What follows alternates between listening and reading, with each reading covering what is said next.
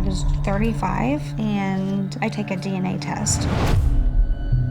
When I opened up Ancestry, I had over 3,000 hits. All of these random names were popping up, and it said close family. We all matched the name Klein. Dr. Klein was the best infertility doctor in Indianapolis. Right then, I knew Klein was our biological father. Ooh, creepy! Let's not be creepy!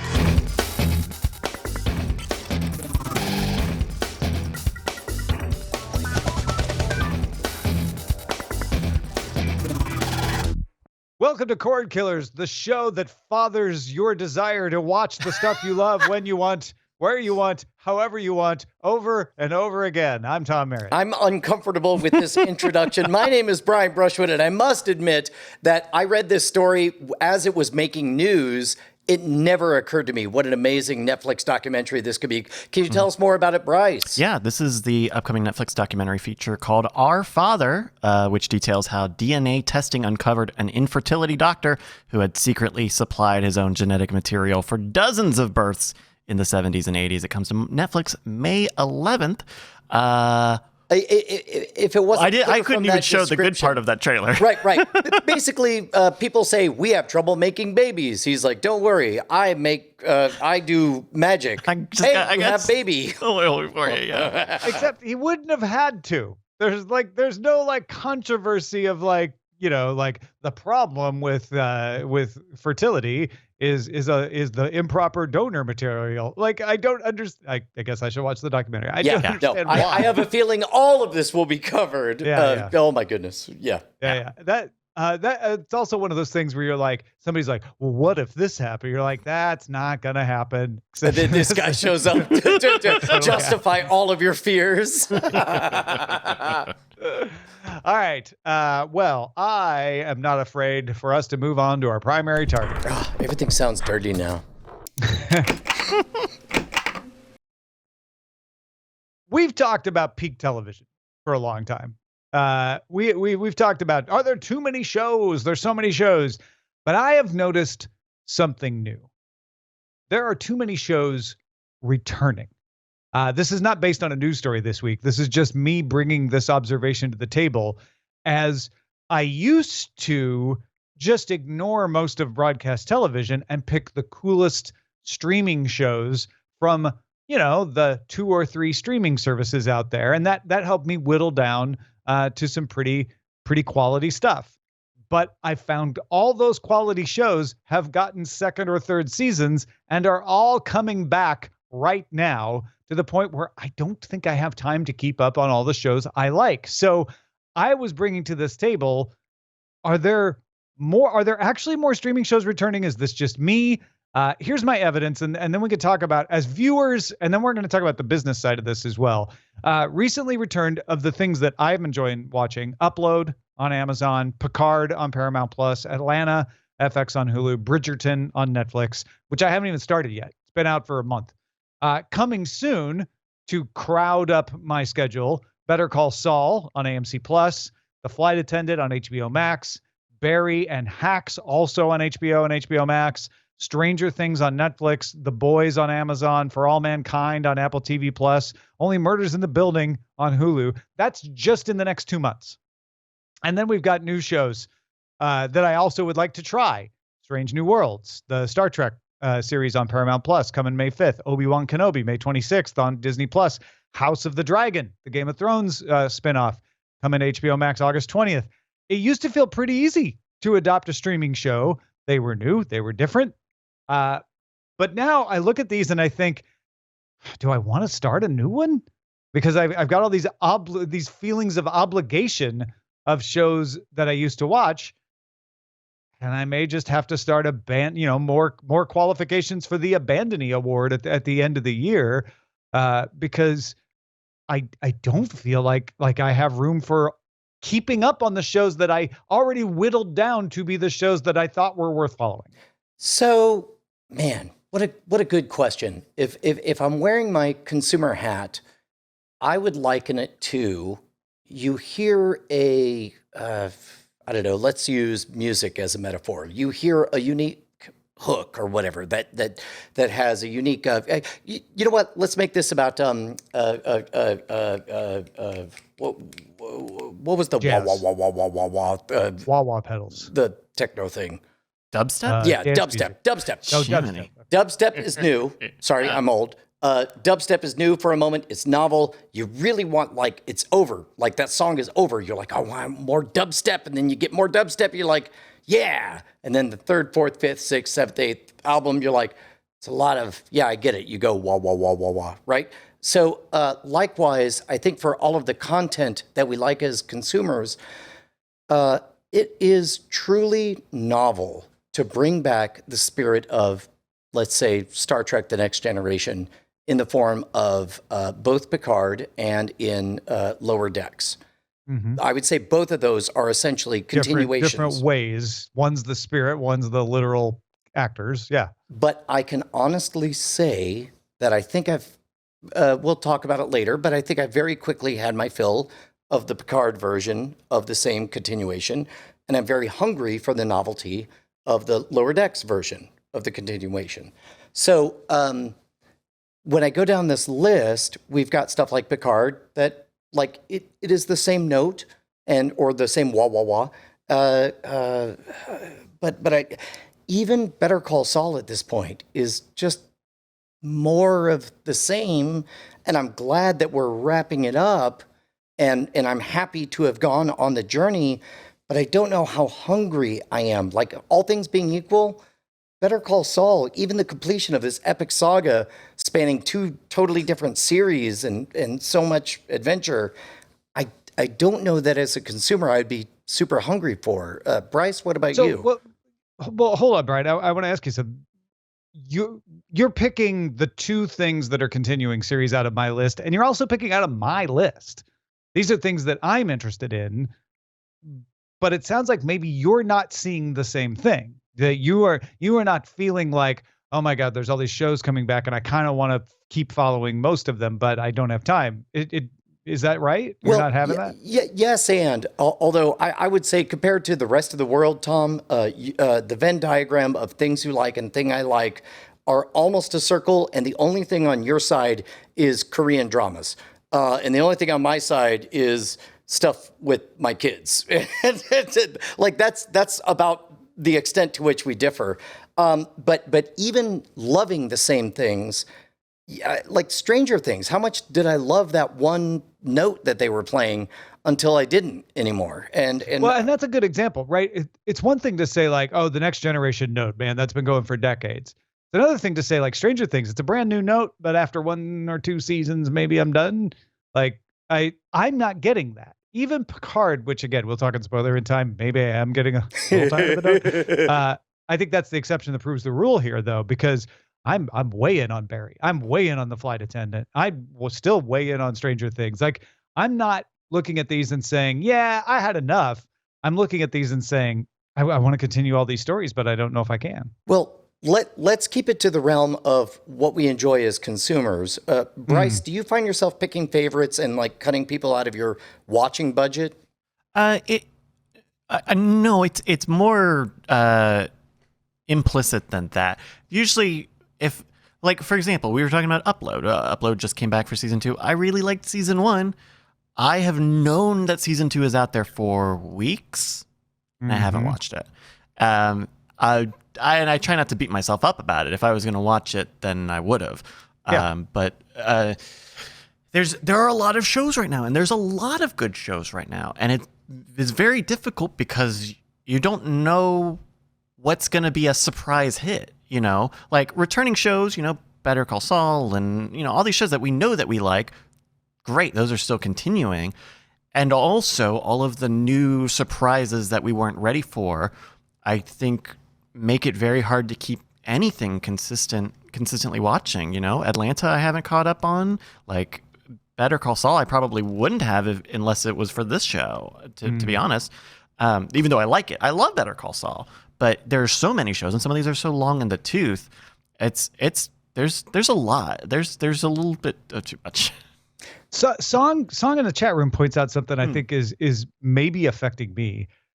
Korean dramas are one and done. It is a rarity when you do a second season. Yeah. It's almost unheard of to get a third season. It happens, but very rarely. It's usually like 12, 16, maybe 24 episodes, and that's it. So it's easier to start one of those for me because I'm like, when it's done, it's over. And, I might abandon it on the way, but I'm not committing to a somewhat open-ended commitment, which I'm starting to wonder, like, okay, Obi-Wan Kenobi, that's only 6 episodes. Yeah, I'll do that. And I want to do it, but I'm getting a little more hesitant to try things like The Flight Attendant, where I was like, I don't know if I want to try this, but I'm not watching anything else right this moment. Let me give it a whirl. And I loved it. I wonder if there will be more of that out there, and would that cause companies to want to make shows with either like a pre-commitment, like it's going to be 3 seasons, that's the story we have to tell, or even just a number of episodes, like this will be a 24 episode I would not be like, certainly that is a vocal fear that all 3 of us, I think, share, is getting caught up in something that we can't escape from.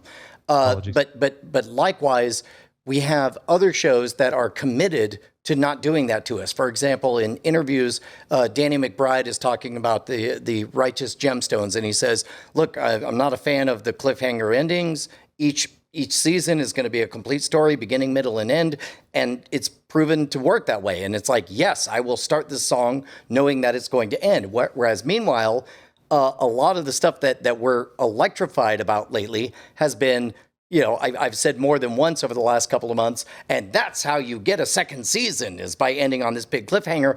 But to be honest, I don't know that outside of the project itself, I would on purpose sign up for something that is going to end on a cliffhanger designed to get me to commit to the following season. And I don't. Gauchim said maybe Netflix had the right idea by killing shows. I don't like the idea of killing shows before they're done. Right?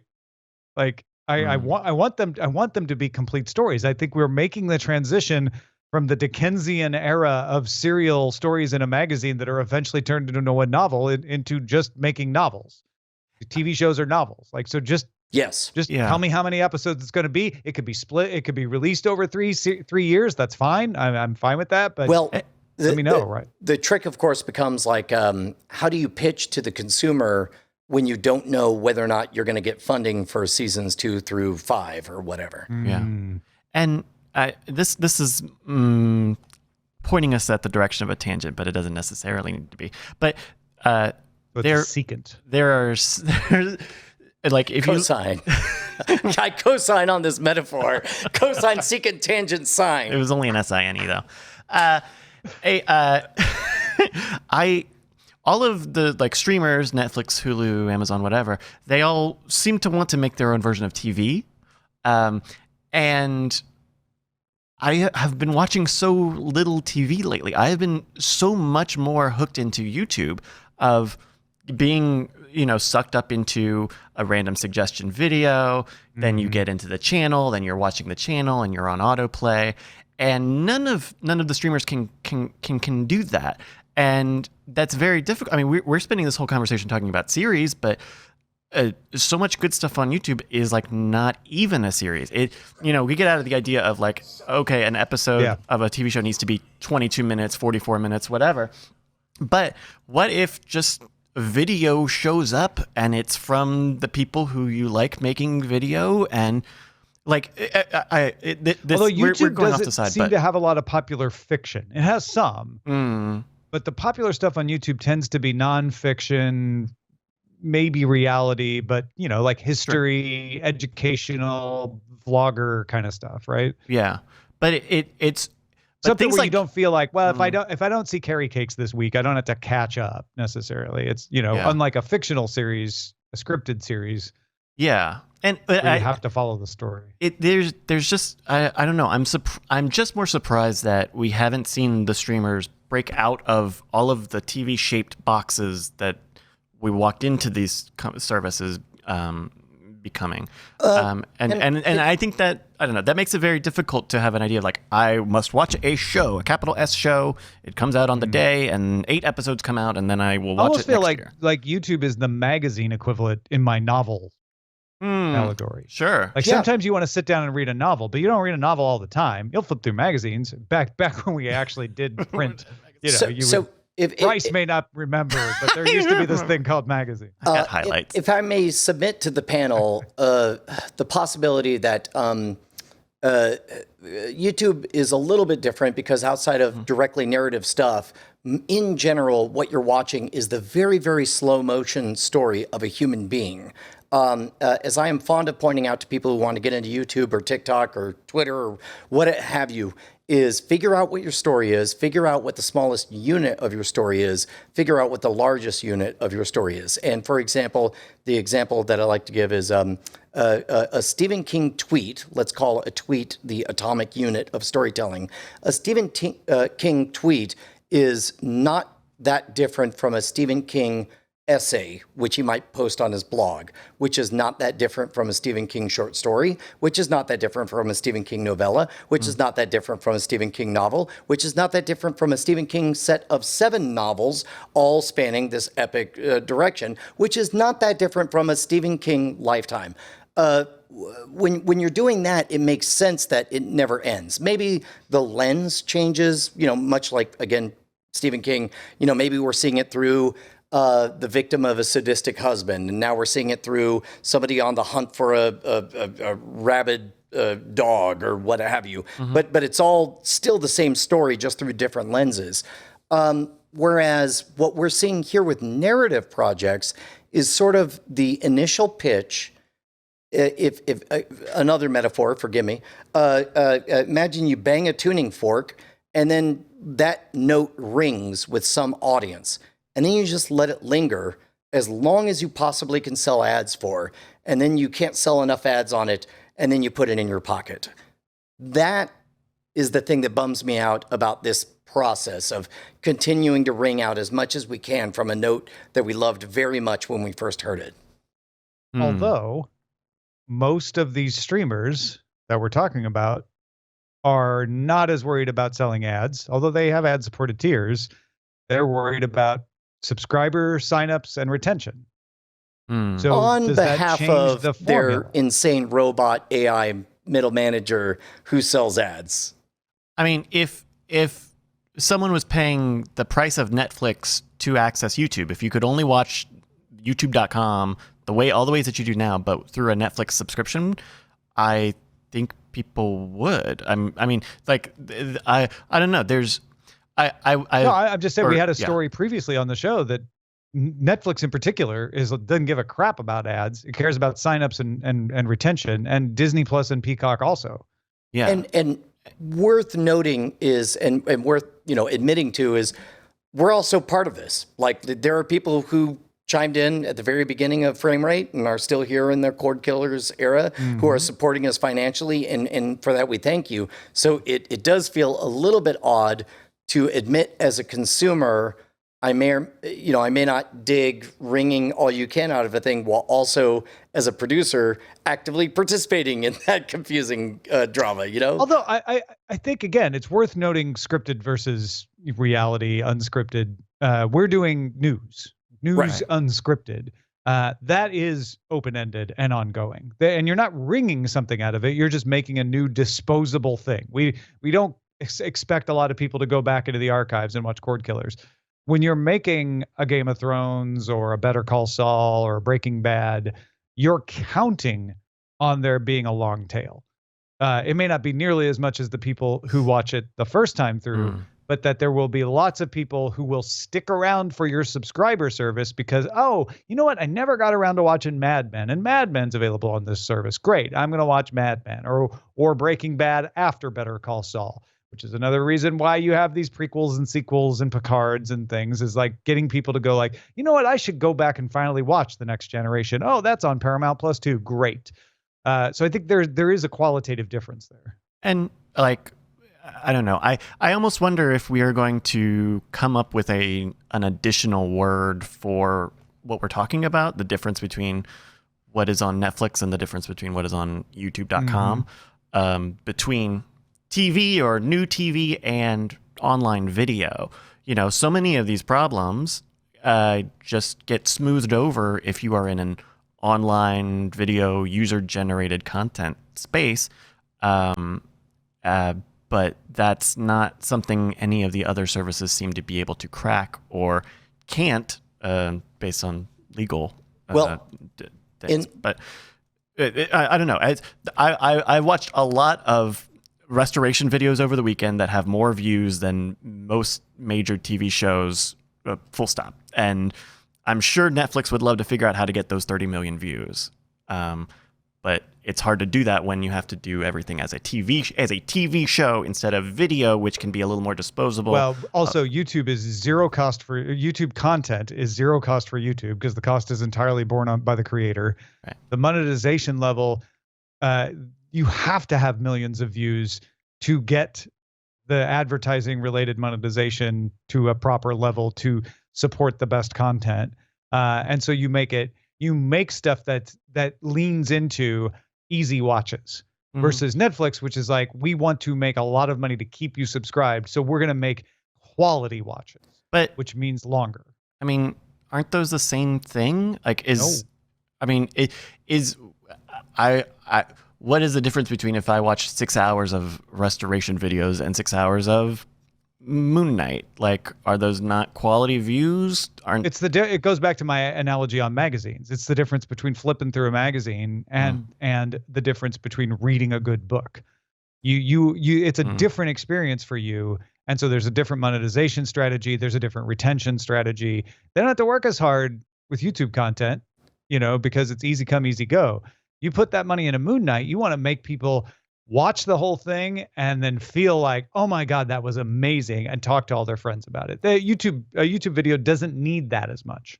To use a metaphor that I've relied upon before, the difference between 6 hours of Moon Knight, for example, is that you have earned 6 hours of character, story, narrative that is real estate in the mind. Whereas 6 hours of watching somebody paint, you're not going to go out and buy a T-shirt that says, I watched a dude paint or whatever. So it's that mental real estate that really matters. What's that? Or as many. You'll get a few people who buy the painter's T-shirt, but not at the level of a Moon Knight. Correct. We're using Moon Knight, which I realize is probably a fraught example. So let's put in Hawkeye or WandaVision or whatever else to make our point, if that helps you. Sure.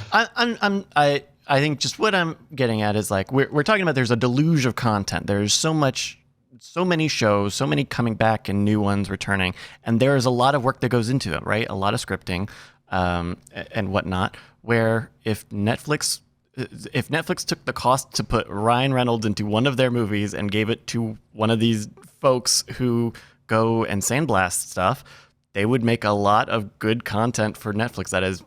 That would be I don't know. I think that this is something that they're missing. That's there's what a lot Vessel of money. thought. But it literally is. Vessel's like, the problem with Netflix, they're wasting all this money on quality content, whereas we got these creators who already make quality content. We'll just pay them not nearly as much as what Netflix pays Ryan Reynolds. We'll pay them more than what YouTube's paying for them. Step 3, profit, and it didn't work. So let me pitch you guys on a different framework that maybe will make you feel a little bit better about all this. And first of all, I can't speak for the audience at home, but for the three of us in general, we're not super fans of billions of sequels on sequels on sequels. We're hungry for new ideas and new things. However, remember the last time we were really talking about this was, 7-8 years ago. We were talking about how Hollywood is obsessed with the safety of sequels. So if now over-the-top networks, streaming networks are also obsessed with sequels, then that might be a sign of that network or of those players, those wild cards approaching maturity, where finally they're making the blue chip safe bets. And that would be, if we want to feel good about something, a testament to the fact that cord killing is for reals. They're now acting like the old bosses are. Although I'm not talking so much about sequels as I am just second and third seasons of there's Atlanta's not a sequel. Barry isn't a sequel. Hacks isn't a sequel, but they are subsequent series. Maybe that the what your point still works, even if it's not technically sequel, right? Yeah. Pretend I didn't say sequels, but instead, what I mean by that is a continuation of a thing that a lot of money was spent to market, and now they don't have to spend the money to market it, and instead could just continue the thing. Because and that keeps you subscribed, which is their biggest metric. They don't even care if you watch it, honestly, as long as you think you want it, as long as you think you need to have it available. Which is that thing where with you with Upload and me with Bridgerton, I'm not saying either one of us would cancel either of those services, but it is kind of a psychological trick that we're like, okay, but I am going to get around to watching them. So if we were tempted to cancel either Amazon or Netflix, we might not. That might be the thing. Like, yeah, but I still want to watch X. I'm gonna get back to that. Yeah. I'll get back, and that's why I try not to lament shows that I don't watch anymore. If I was gonna watch it, I would have. Well, and what's funny is I find myself using that as a justification to keep on paying. Like, yeah, I'm paying for the option to watch this whenever I feel like it, if I feel like it. Turns out I don't feel like it. Get off my back, Dad. And then, whatever, go on to the next thing. Yeah, I think that's why we do see multiple seasons. In fact, some of the very few Korean dramas that do have multiple seasons are backed by Netflix. So that certainly tracks that they're like, yeah, but we really want people to, we want to benefit from that first season buzz because we don't have to spend as much to market it in the second season. Makes sense. I think just on a macro, like if we were making more and shorter shows, then we would see more creators get kind of an auteurship, like, oh, it's not, this is the guy who did Miami Vice for 8 years and 400 episodes. This is the guy who did this show and this show and this show and all of these other great little complete things. And that would be honest, I would not be surprised at all if we begin to see Netflix, like just as YouTube, like a YouTuber can start off doing prank videos and then move on to social commentary and then move on to documentary stuff or whatever. It would be really interesting if Netflix fostered that kind of community among auteurs in storytelling. It's pricey though. I think that's what it comes down to, because I keep thinking, like, what is the difference? Why don't we see like scripted shows emerging out of YouTube when we see every other genre? Every other like DIYs and cooking and every other genre, I think scripted just is harder. We are, as viewers, harder unscripted. We're like that doesn't look real. Whereas if somebody's really fixing something, we don't care if it's a little out of focus or the lighting isn't perfect, as long as we're getting the right information out of it.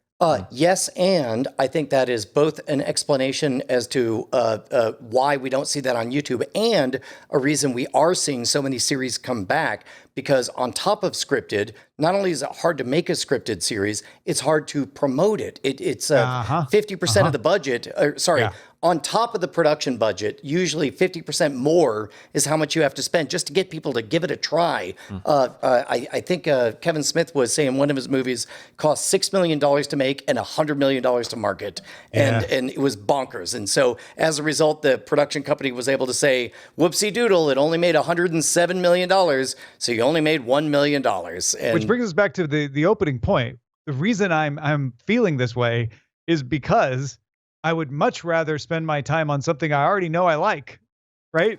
Man, like, if only there was somebody, season one. If only there was like a show, like an internet show that I could support directly, something that had been around in various incarnations for 10 years or so. How would you pay for that? Well, turns out there's a service. It's called Patreon. Patreon.com/Cordkillers is where you can go to keep us loud, live, and independent. Get your own RSS feed where you don't have to wait all the way till Wednesday to hear what we think of your favorite shows. You get access to our super secret After Talk podcast, and you get to keep us loud, live, and independent. We love you guys. Head on over to Patreon.com/Cordkillers. Bryce, I'm not sure whether or not I have 3-digit disease. Oh, dear God. You're so close to heal. Oh, dear God. So close. 999 patrons. I only barely have. One of you. Well, just one of you. Please line up and cure Brian. Oh, you can hear the soul leaving his body. Oh no. Hurry.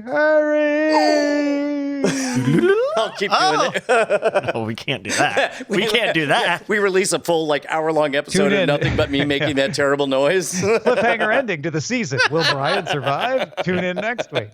Meanwhile, let's talk about how to watch. Yes. So, that HBO Max app. Super good. Love it. Works on everything all the time. Never had a problem with it. So buggy. We talked previously about how a new update is supposed to fix the bugs, and it seems like it probably did.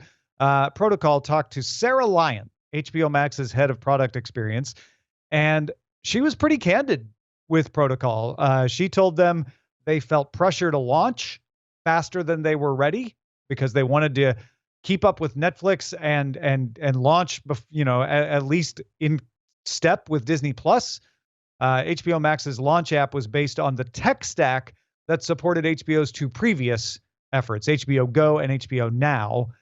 Neither app was meant to be a full Netflix competitor. HBO Go was just meant to be used by existing cable subscribers when they missed an episode. It was not meant to handle load of any kind.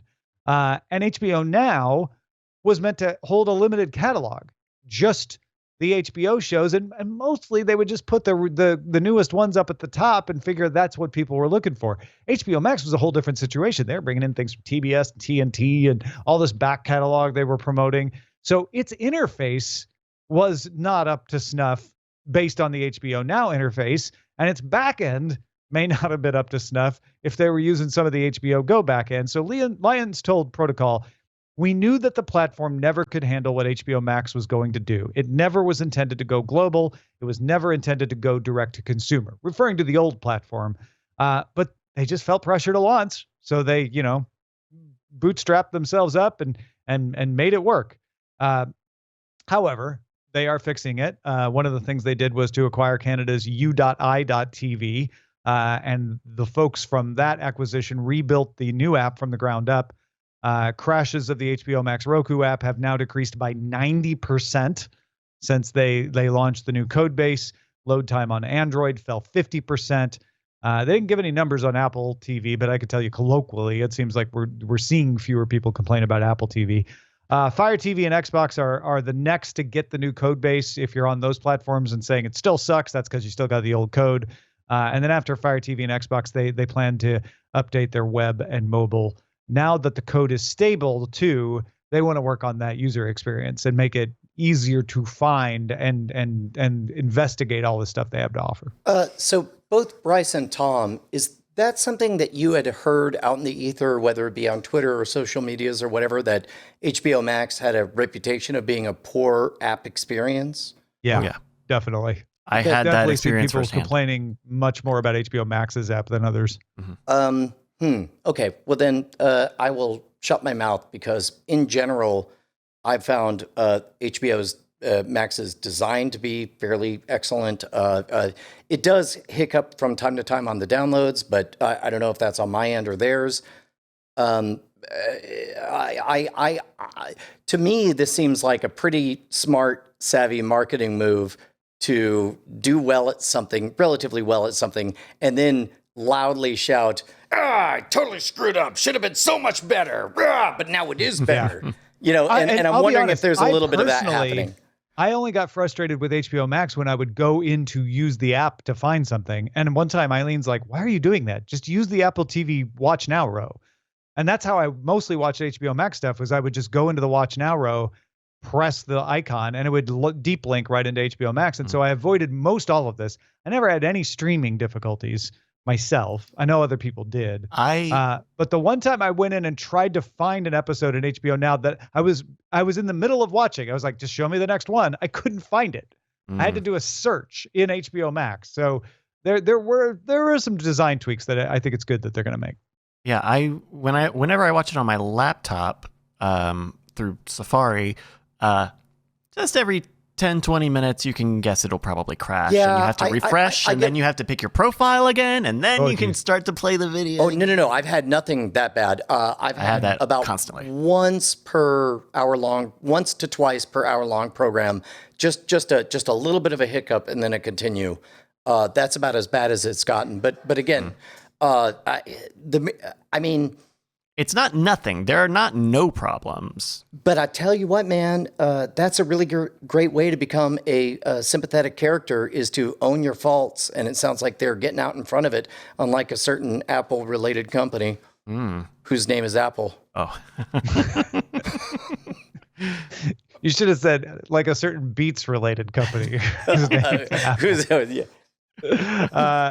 Wait, what are you talking about in particular there? Just how miserable the desktop streaming experience is on Apple TV Plus. Yeah, it's we've talked about it a few times. Yeah. No, I got you there. And W. Scott as one points out that HBO Max tried to use their own video player instead of the Apple player, but that was when they were trying to fix issues. That was back then. They launched with the Apple player. That was the one thing that worked fairly well. And then they're like, okay, we think we're fixing things. And they launched their own player, and that wasn't ready, and they rolled it back. So that wasn't even the launch problem there. Hopefully they get that figured out as well. All right, let's talk about what to watch in Under Surveillance. Not like real estate. It's all about location. Under surveillance. A few things to watch out there, including a full trailer for the penultimate 4th season of Stranger Things. Part 1 launches May 27th. Part 2, July 1st. I'm curious, Brian, if you even watched the trailer, because I know you're behind on the seasons. And I did, mainly out of an obligation for the show. But, I mean, especially like knowing that season 3, she loses her power. I wonder what happens in season 4. The interesting thing that, about the show happens.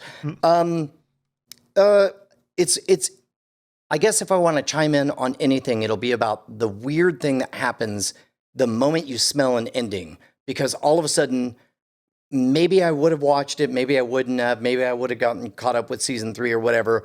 But all of a sudden, knowing that season 5 will be the end, I'm definitely hands off until I hear from the mobs about whether or not I need to go back and watch everything. I think that's good. Yeah? I think that's even good for Netflix, because if their show's good, which it probably will be, then you will go watch it, right? Yep. And that's what they want. Yep. So I don't know.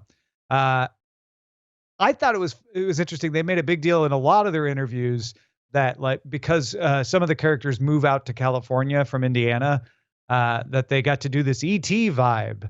And I'm like, I don't really get that. See, season 1 was an ET vibe. I thought remember them on bicycles, vibe, even though they're in Indiana, not California. I like, okay. Yeah. But yeah. Bryce, are you a Stranger Thing? I wonder if they're going to save the world this year. Are they going to save the world in this show?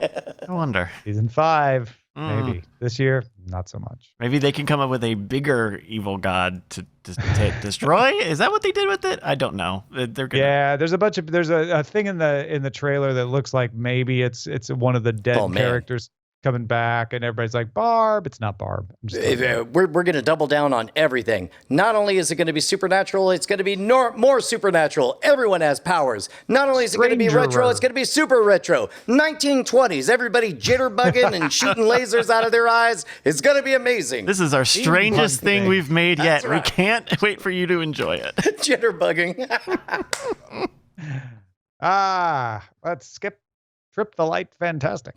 A trailer for Thor Love and Thunder is out, focusing on Thor's journey to become a person of peace. And of course, the big thing at the end is you get to see Natalie Portman as She-Thor. I don't know what is the name of Natalie Portman's The God of Thunder. Yeah, she's just Thor. It arrives in theaters July 8th. Hey, man. Let me make it clear. I have complete faith in this project. I think it's going to be quite good. I am worse for having watched this trailer, because all of the news I saw was about Natalie Portman going to wield Mjolnir and all that stuff. And then I spent a whole, very clearly disingenuous trailer making it look like it's all about our Thor, or the previous Thor up till this moment. And then acting like we should be surprised when Natalie Portman is holding Mjolnir. I didn't like it. That didn't bother me at all. I knew that was coming, and I was like, okay, I want to see it. I didn't feel like I was supposed to be surprised. It was just like, oh, the thing you want to see, we held that to the end, because that's just good content teasing. Well, whereas the rest of the stuff I saw felt like, oh, that's interesting. Oh, the Guardians. Okay, cool. Yeah, and it actually had the opposite effect on me. It enticed me to get more excited about the movie when I was sort of ambivalent about it. I mean, Bryce, before I turn it over to you, I assume that the entire movie is largely about Natalie Portman taking on the role. And that as a result, all of this is early first act garbage that they're trying to trick us into following. And I didn't care for it. Always suspicious. Bryce, what about you? This looked fun. I don't know. I was glad that they told us anything that was going to happen in this movie. Like, hey, Thor doesn't want to be a superhero. Cool. Perfect. Sounds great. Let's explore that. And I think that's all I needed to know and more than I normally get from Thor can never do anything right for Brian. They showed him Hulk and he complained that they showed too much. No. You'll know until the end. He complained they didn't show him enough. I made it very clear that I liked it very much in the preview, but I wondered what it would be like to see it blind. I think he said, Brian Brushwood. No. All right. Move on. Netflix is launching its first mobile game and TV series as a package. They have done mobile games for Stranger Things, of course, but those came before Netflix had a gaming service. However, a show based on the card game Exploding Kittens is being developed, coming out in 2023, and a mobile game developed along with the show will launch this May, along with 2 new cards for the actual card game. The TV series is being produced by these 2 noobs to the business. Greg Daniels, I think he did something called The Office. Oh, wow. Mike Judge is the other one. Beavis and Butthead or something. They're just the and Walt Disney. I mean, the story of the Netflix show involves God and the devil being sent to Earth in the bodies of house cats, and the game will be based on the show and be separate. If you're like, wait, the Exploding Kittens already has a mobile game, that will still exist. They're still going to sell that, and it'll be its own thing. This will be a game tied specifically to the show. Tom, the moment I read the first line of this, my back arched, my fists clenched, and I'm I thought your hair went up and you hissed. That's okay. That's where I was headed, but that's fine. But the point is, with every succeeding line, look, I got out of the business of doomsaying a long time ago. There's no reason this can't possibly be as amazing as it sounds on paper. However, there's also a lot of reasons that it might not turn out to be that way. But hoo boy, if you're gonna involve nuclear Armageddon, cats, proven talent, proven card game, and proven business model of card game on mobile device, those are all the ingredients. It's the difference between a tornado watch and a tornado warning. A tornado watch is what happens when all the ingredients are there. A tornado warning is what happens when you watch them begin to assemble them. Right? Yeah. And this is a success watch for Brian. It's definitely like every part of this is, you're right, Brian. Like every part of this should be a home run. Like people love Exploding Kittens. It's like a major Kickstarter thing, and they like the guy who made it. Yeah, all of the talent on this which is, I don't know. It's scary either how right everything is. It's either going to be the most popular thing on the planet, or nobody's going to watch it. Or they'll hate it because it's the most popular thing. If it fails, Netflix learns so much about tying a game and a TV show in development from the beginning. Like, I don't think they lose. Right? Because they put together all the right ingredients. They're never going to question the ingredients. Everything that works about this is great. Everything that doesn't work, we'll teach them, like, even when we have the perfect ingredient, we overlooked this. And that's something we'll need to do in the future. So I don't think that this is their house of cards, right? All the other games that they've released so far are Lilyhammer. This is House of Cards. Okay. For a card game, that's okay. All right. Oh, for Netflix's gaming strategy. Yes. In other words, what I'm saying is House of Cards was their first attempt, like, what if we did an original? I mean, we acquired some stuff, but what if we did an original? For gaming, Netflix is like, we acquired some stuff, but what if we developed it from the beginning? I will say, having read this, maybe I'm not quite sure. It sounded to me like the game or the app that Netflix will give you with this is basically the mobile version of the Exploding Kittens game, but it will be different than the one that are. It will be discrete from the one that exists It will be already. a card game, but it will just be a different, discrete app from the other one. But it will still basically be the popular card game. And it will tie into the show. Like it will have tie-ins to the show. It sounds to me like they're it's deliberately not promising anything specific as far as how close to the existing card game on mobile it will be. I think what they're saying is it'll basically work like the existing card game, but it might have some cards that are specific to the show that won't come out for a year. And that's interesting too, is releasing it about a year ahead means they're hoping people love playing the game enough that they get excited about these new characters or situations that will be in the show. Yeah. All right, let's talk about what we've had our eyes on. Brian, what have you been watching? Our friends from Ice Cream Social. Bryce, you ever heard of them? Yes, I have. Name one T-shirt you're wearing that would indicate that fact. The one that I'm wearing. Okay, got it. Jacob and Matt suggested that I check out the Apple TV Plus, I guess, original recording. Mm-hmm. It's a Broadway show called Come From Away that is about the remarkable tale of Gander, Newfoundland, and what used to be one of the world's largest airports back in the days when people needed to refuel while crossing the Atlantic, and then eventually became a town of 9,000 people. September 11th, 2011, or 2001, sorry. 2011 does show up later because they have a 10-year anniversary. But all the grounded flights were routed to Gander, and the population doubled overnight. And it's about the strange and confusing time of that day, and it was really neat. I gathered the family to watch it, not knowing what it was. The moment it started, I was like, oh my gosh, this is going to be great. I know this story. And there was this adorable moment that my 9-year-old daughter was like, Mom, Dad, were you alive when this happened? And it's wow. Yes. And this is exactly what it felt like. It was truly wonderful. I'm not overly fond of Broadway musicals, not overly fond of 9/11, despite what Justin Robert Young would say. But man, did I love this story. It's great. It's delightful. Oh, very cool. And where is this again? Apple TV Plus? Apple TV Plus.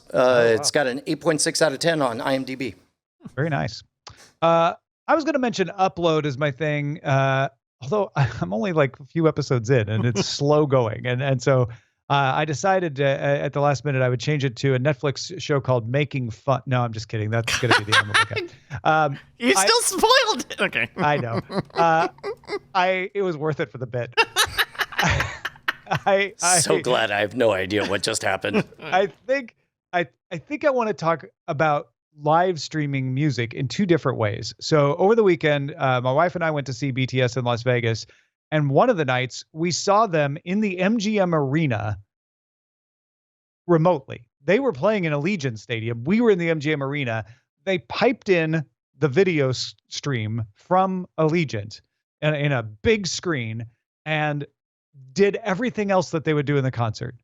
They blew the fire up, the pyrotechnics, the confetti, the black feathers, everything fell from the sky. And I'm like, this is what theaters need to figure out, is how to do this at scale so that you're actually getting the concert experience. The only difference is instead of tiny little people that you can barely see down on a platform that are the real people, you're seeing a big screen. Then we also watched Coachella a little bit at home, which I only throw in there as like, there is an appetite for watching live music remotely. And it's not an either or. You could still go to see shows, but also sometimes see shows you wouldn't otherwise have access to. I think there's something for theaters in there. That's all I'm saying. Right on. All right. Bryce, what should we be on the lookout for? Hey, we got an on the lookout suggestion from Kyle in Tampa who writes, "Greeting Cordkiller crews. I wanted to pass along a show I just finished on Netflix called Making Fun. It features Jimmy DiResta, who is a popular YouTube maker, and his friends as they get tasked with building wacky, oversized projects that are pitched to them by kids. The show is branded as a family show, but honestly, it's a great watch even if you don't have kids. They did a great job with the editing and the pacing of the show, plus the personality of Jimmy, and his team with the kids is great. As someone who is also a maker and has been following YouTube makers for years, it is exciting to see shows being made that are such high quality, and you can tell the people who made the show put a lot of effort into making it enjoyable and offer something an offer to learn something about being a maker. Kyle from Tampa, Florida. Thank you, Kyle. Yeah, this looks interesting.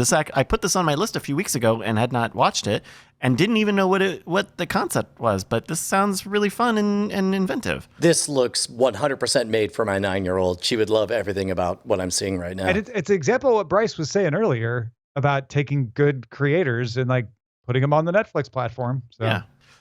So there we go. Thank you, Kyle, for that. That's called Making Fun. It's on Netflix. If you've got something we should be on the lookout for, email it to us, please. Cordkillers@gmail.com is that email address. Thank you. Ryan, I really wish you could do more than just Cordkillers. Well, you mean more Brian. than all the other shows that I do? Yeah, more than that. Wait, you do other shows? Oh, yeah. Why don't you ever mention them at this point of the show? Oh, my so gosh. people Are you kidding understand. me? Do me a favor. Head on over to youtube.com/ModernRogue. Check out us trying to be the ultimate gentleman, warrior, and scoundrel. All of that powered by our friends over at Doghouse Systems. DoghouseSystems.com/ModernRogue or /Rogue. Use Rogue at checkout and get a 500 gigabyte SSD along with your order. Unparalleled customer service. They're good friends of the show. And while you're at it, if you really want to support me with money, then go check out our new puzzle box, the Kraken. It's the biggest, most immersive puzzle box experience that we've ever put together. It is shipping next week, so get in that right now at scamstuff.com. Let's buy that and then move on to the front lines. Frontlines. Amazon's free ad-supported VOD service is changing its name. IMDb TV will become Freevee on April 27th. That's Okay, look. 4 total E's. Two thumbs way up for Freevee. Two thumbs smiling way up for Freevee over here. This is the worst of all worlds. You sullied the brand of IMDb. You did line extension for something unrelated to it, and you did the damage, and then you changed the name to what you should have had it. The original name of IMDb TV was Free Dive. Then they changed it to IMDb TV. That launched back in January 2019. Freevee is also expanding. Right now, IMDb TV is available in US and UK. They're going to add Germany later this year. And it's doing well. IMDb TV viewership has grown 138% over the past year. Baseball will return to YouTube as it has done for the past 4 years. YouTube will stream 15 games this season starting May 5th. The games will be free to watch in 182 countries. The games will not air on any other network or service, including local TV markets. Oh. Yeah, this is interesting. 'Cause with Apple TV Plus and YouTube's been doing this, it's free to watch. So it's a great way for both services to get people to install the app. I mean, I know it seems weird that somebody might not have YouTube installed, but maybe they don't have it installed on their Roku. And now they will, and then they'll start watching more stuff on YouTube, and same for Apple TV. So I mean, yeah. To be honest with we were talking about deep linking recently. Like all of a sudden you click like show me the thing, and it's like just install the thing, and it's like great, I installed the thing, and now YouTube is on more TVs, which is I'm sure what they want. Soccer's governing body, FIFA, has launched a TV service called FIFA Plus with plans to stream 40,000 live games per year. The games will be from across 100 FIFA member associations, all the way from the top men's and women's leagues down to youth programs. It will also contain an archive of every World Cup match ever recorded, going all the way back to the 1950s. However, if you're thinking, I can watch Qatar World Cup in 2022, no, those games will not be streamed on FIFA Plus. However, FIFA Plus will be available globally for free, supported by ads. So watching these, I wonder who the market for that is. Like remixing these or doing content or commentary content or whatever. I grok all of that, but just straight up watching them, who? Who likes soccer?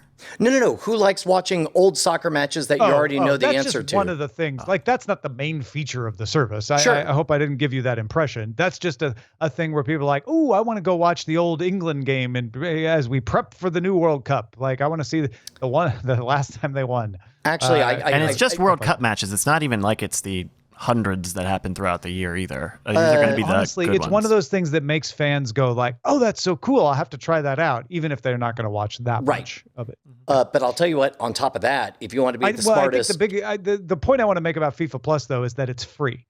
yes, This is the organization that runs the sport putting a free ad-supported streaming. I think this is where sports might be headed, to be free ad-supported in a lot of cases, and then you pay for the things that aren't available there. I'll tell you what else. Like, there are a lot of people who have idle bandwidth in their day jobs, and they would be able to turn on all of the World Cup matches, and then they would literally be training themselves to kind of understand what makes for a winning match and so on. So I you do think successfully convinced me. The live shows are the compelling part of FIFA Plus. Yes. The AMC Theaters app now accepts Dogecoin and Shiba Inu cryptocurrencies through the Bitpay service. Bitpay also supports Bitcoin and Ethereum, which AMC also has also supported through PayPal through the last few months. Basically, I think we use Bitpay over at the online store. So that's good news all around. It makes it very, very easy. Yeah. And a few other notes here. For All Mankind is returning to Apple TV Plus June 10th. They assigned the date. They'll be jumping in this next season to 1995 and include some missions to Mars. Lee Daniels, director of Precious and Monsters Ball, is bringing his biographical series on Sammy Davis Jr. to Hulu. He has cast Elijah Kelly to play Davis Jr. And Apple signed an exclusive deal with Tom Hanks' production company Playtone. That will cover first looks at series, documentaries, and unscripted projects. Hanks is also set to star in a sequel to Greyhound, which will also be distributed by Apple. So, given that Greyhound was a historically generally accurate representation, are they straying into fiction where it's like the same character finds himself in a different series? I don't know, but it's certainly possible that there was another cool mission that the same guy went on, and they're going to cover that. Yeah. I mean, there are or plenty he of could be the historical new figures. Jack Ryan, basically, and just find himself in all of these amazing epic battles. Doubt that. I think it's probably going to be historically based because that was one of the appeals of it. It's just, he's probably a character that is like, hey, there's a lot more interesting things to this guy's life than just that story. That may have been the most interesting, but there's some other interesting ones too. I'm just guessing though. Yeah. I also All right, don't let's move know that was Sorry? I think that was just a character. I don't know that was a real. It wasn't based on any reality. Oh, that's interesting because the battle was real. And the convoy was real, but I never paused to consider whether or not the character was real. Yeah, let's find another cool battle, and then we'll put him in that same thing. Right. Wow, that's because interesting. The author, then it gets closer to what you're talking about, right? The author who wrote the book that Greyhound is based off of had a whole series of books like this. So I'm sure there's plenty. So there you go. You just make the next book. Got it. All right. Let's get to the dispatches from the front.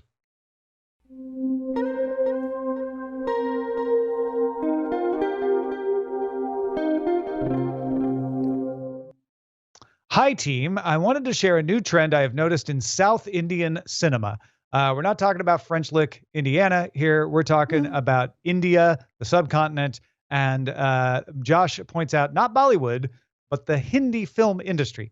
Studios and distributors have started uploading their movies onto YouTube to combat piracy. When you can get the best copy from YouTube, why would you try non-legal means? And they are doing this within a month of theatrical releases. These are not just small releases, but blockbusters. And this is in addition to having them available on Prime, Hulu, or Netflix. I know this is a unique strategy for a niche market as these industries are targeted to specific languages and may not apply to everyone, but still thought you might like to know. I'm linking my public playlist I've collected of movies I found from just YouTube recommendations. We've said it before, dude. Convenience trumps fidelity, and in this case, it's both. Now, if I were to guess, I would assume if they're putting it on officially or with their knowledge, they're probably monetizing it, which means there's probably some number of ads that will interrupt the experience. But it's funny.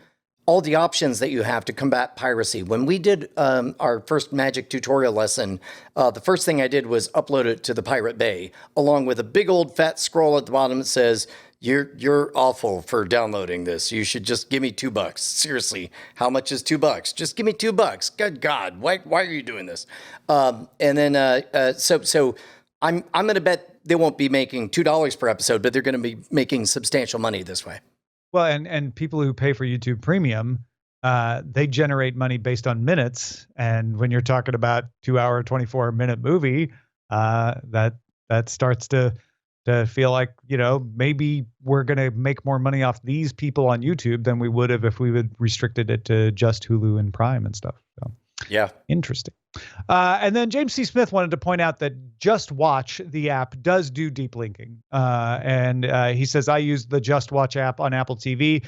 The deep linking works just as well there as it does on my iPhone. I also like the trending shows feature in Just Watch. Thank you for turning me on to Just Watch years ago. It's a great app. So it doesn't have all the other things that Plex does. So it's not exactly a competitor to Plex in the sense that Plex does way more. But if the only thing you were excited about with the new Plex app was the watching tracking thing, then you might want to try out Just Watch on the Apple TV. Thank you, James. And thank you, Brian, for being with us. Let folks know where they can find. Oh my gosh. I'm so hard to find. You'll never find me. Good luck. I'm a ghost. Goodbye. There is no Brian, only Zool. Our website is cordkillers.com. Our email address is cordkillers@gmail.com. We're live on twitch.tv/nightattack. Also carried on diamondclub.tv Mondays at 7 p.m. Eastern, 4 p.m. Pacific. I'm not here either. Bye.